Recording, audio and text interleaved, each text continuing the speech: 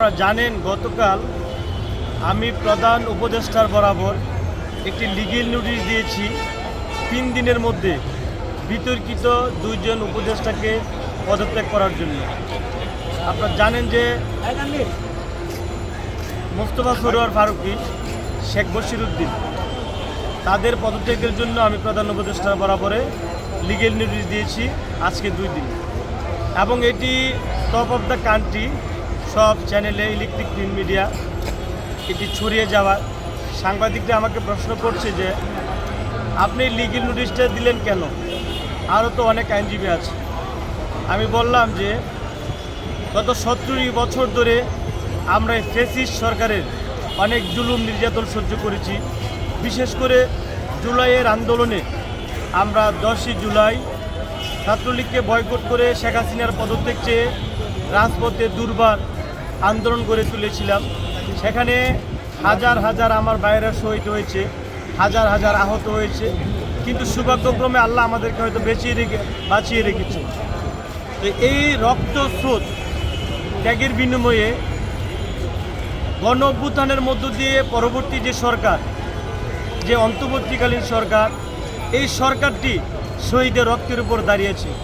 এখানে বিতর্ক মুক্ত ক্লিন ইমেজের একটা উপদেষ্টা মণ্ডলী থাকবে, যা দ্রুত তারা একটা নির্বাচনের পরিবেশ তৈরি করে গণতান্ত্রিক সরকার প্রতিষ্ঠা হয় এমন একটি সরকারের হাতে ক্ষমতা হস্তান্তর করে এই অন্তর্বর্তী সরকার বিদায় নেবে। কিন্তু আমরা দেখলাম এই 3.5 মাস শেখ হাসিনা পতনের এই সময়ে দৃশ্যত উপদেষ্টাদের কোনো কার্যকরী সংস্কার চোখে পড়েনি, বরঞ্চ বিতর্কিত উপদেষ্টাদেরকে একে একে উপদেষ্টা মণ্ডলীতে অন্তর্ভুক্ত করা হচ্ছে। যেমন এই বশিরউদ্দিন আহমেদ, জানেন যে তার ভাই 4 বারের বিনা ভোটের এমপি ছিল, এবং বশিরউদ্দিন আহমেদ বৈষম্যবিরোধী ছাত্র হত্যার মামলার আসামি, আওয়ামী পরিবারের একনিষ্ঠ লোক। এবং যে মোস্তফা সরোয়ার ফারুকীর বউ তিশা শেখ মুজিব ছবির শেখ হাসিনার মায়ের চরিত্রে অভিনয় করেছে। এই বিতর্কিত ব্যক্তিরা যদি উপদেষ্টা মণ্ডলীতে স্থান পায়, তাহলে জুলাইয়ের শহীদদের রক্তের সাথে বেমানি করার শামিল। যদি মোস্তফা সরোয়ার ফারুকী 5 দিন ছাত্রদের পক্ষে লিখে উপদেষ্টা হতে পারে, তাহলে গান বাংলা চ্যানেলের মালিক যে তাপস হোসেন কৈশিক, সেও তো 5 দিন এই ছাত্রদের পক্ষে লিখেছে। আজকে তো একই মামলা সে জেলে, একজন উপদেষ্টা হয় আরেকজন জেলে। শ্রমিকা স্যার যদি একই মামলা জেলে থাকতে পারে, তাহলে এই শেখ বশিরউদ্দিন কীভাবে উপদেষ্টা হয়? তাহলে আমরা বৈষম্য করা হচ্ছে। আমরা দেখছি যে শুধুমাত্র এই উপদেষ্টা মণ্ডলীকে প্রশ্নবিদ্ধ করার জন্য, শহীদের রক্ত, শহীদের ত্যাগের বিনিময়ে যে সরকার টিকে আছে, এই সরকারকে প্রশ্নবিদ্ধ করার জন্য উদ্দেশ্য প্রণোদিতভাবে ফ্যাসিস্ট সরকারের দোসররা এই উপদেষ্টা মণ্ডলীকে অন্তর্বর্তী সরকারে অন্তর্ভুক্ত করা হয়েছে। যদি কী ক্যাটাগরিতে তাদেরকে উপদেষ্টা বানানো হয়েছে আমার জানা নাই। যদি ব্যবসায়ী সেক্টর হিসাব করে, তাহলে আপনি বসুন্ধরার মালিককে আপনার উপদেষ্টা নিয়োগ করেন।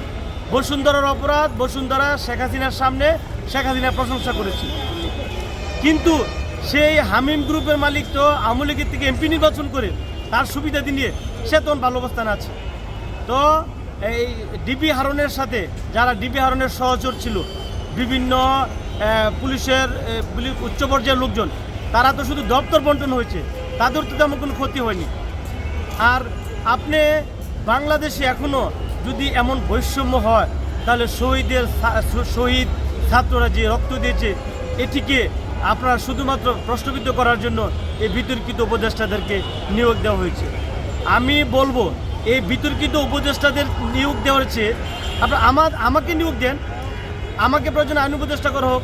নজরুল সাহেব তো অনেক দিন ছিলেন, এখন আমাদেরকে সুযোগ দেওয়া হোক। কারণ আমরা তো জুলাইয়ে পরবর্তী বিপ্লবে আমরা মৃত্যু মুখে দাঁড়িয়ে স্বৈরাচার শেখ হাসিনাকে হটাতে আমরা সক্ষম হয়েছি। আজকে আমাদের কাছে মনে হচ্ছে এখনও অনেকের প্রোফাইল আবার লাল করা হচ্ছে। আন্দোলন আমাদের শেষ হয়ে যায়নি। যদি এই যে আপনারা যদি উপদেষ্টা করতে চান, পিনাকি ভট্টাচার্যকে করেন, কিংবা সাংবাদিক ইলিয়াসকে করেন, আপনার যে মাওলানা আল্লামা আহমেদুল্লাহকে করেন, অসংখ্য বিখ্যাত স্কলারিস্ট জ্ঞানীগুণে বাংলাদেশে রয়েছে। এবং যারা নিরবির নিবৃত্তে এই ধরনের মেধাবীদের খুঁজে খুঁজে আপনারা এই অন্তর্বর্তীকালীন সরকার উপদেষ্টা করুন, যাতে এই উপদেষ্টাটা অন্তত কোনো প্রশ্নবিদ্ধ না হয়, কারো কাছে অগ্রহণযোগ্য না হয়। তা না করে আমার কাছে মনে হচ্ছে আওয়ামী সরকারের ফেসিস্টদেরকে বাংলাদেশে আবারও পুনর্বাসন করার জন্য, তাদেরকে আবারও এই সার্টিফিকেট দেওয়ার জন্য এই দুই উপদেষ্টাকে অন্তর্বর্তীকালীন সরকারে নিয়োগ দেওয়া হয়েছে।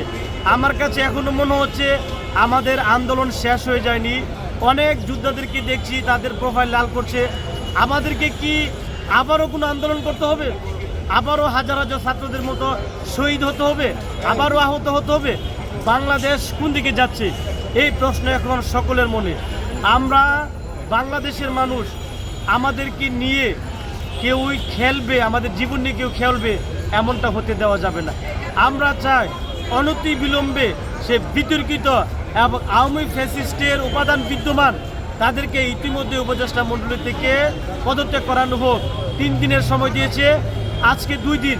যদি পদত্যাগ না করা হয় তাহলে আমাকে উপদেষ্টা বানানো হোক। যেমন অসংখ্য মেধাবী জ্ঞানীগুণী আছে, তাদেরকে উপদেষ্টা বানানো হোক। না হয় যদি পদত্যাগ না করে আমরা উচ্চ আদালতে যাব। আপনারা ছাত্রদেরকে আবারও রাজপথে নামতে বাধ্য করবেন না। আমার ভাইয়েরা, আত্মীয় স্বজনেরা রক্ত দিয়েছে, শহীদ হয়েছে। আমরা জানি রক্তে আগুন আমাদের লেগেছে, আমাদের ত্যাগ, আমাদের রাজপথে আমাদের শ্রম গাম আছে। এখনও যদি কোনো ফেসিস্টের উপাদান বিদ্যমান কোনো ব্যক্তিকে বাংলাদেশের অন্তর্বর্তী সরকারের উপদেষ্টা হিসেবে আমরা কেউ দেখতে চাই না।